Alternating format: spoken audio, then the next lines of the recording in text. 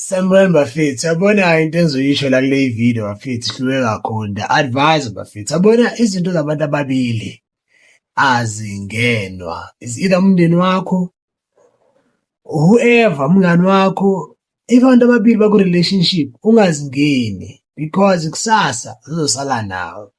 Uyayibona into leyo. Kune-video la ekhishwa u-DJ Zinhle bafethu apho isitsho khona ukuthi akathandi when uSima ebiza umuntu wakhe ngenja. Yes, nothing I existed.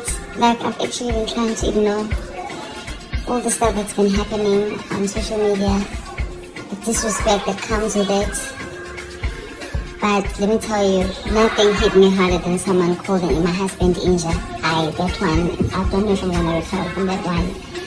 And then to justify what they said, they then said I said I was hurt, or I didn't deny the allegations, and I said I was hurt and letting go. What? I think the thing that punished me the most about that statement was because I know the lady. I talk to her quite often on DM sometimes. I've bought from her business. So she could have reached out to me if she was concerned. But she went straight to TikTok to call my husband Inja. Hi guys, you guys are doing a lot, let me tell you.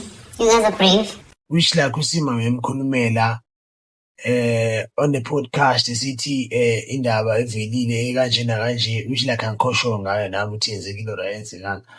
Yabo ekanje na kanjena about husband ka DJ Zinhle.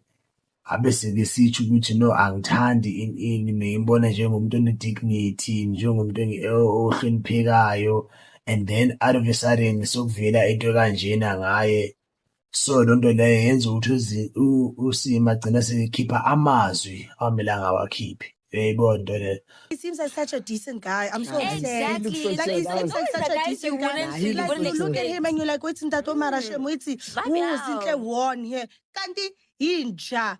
Oh shit. Wait, but where's the proof that he cheated? Because Yes. I've been seeing all What do these you things think? circulating online, but I haven't seen any proof. But you don't need proof. DJ Zinhle is not denying anything. She's just saying it hurts. Yes, I'm letting go. Because shooty, it's true.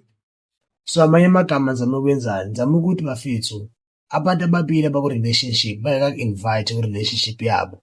Please, musuzingena. Noba uthi uza ngobuhle, noba uthi uza ngobubi, ungazingeni because kusasa zizosala nawe. Abantu ababili ka bexabana until bona baze babize bathi ngicela uzongena. Nginenkinga kanje nakanje nakanje nakanje singayixazulula kanjani? If abakubizanga, musuzingena.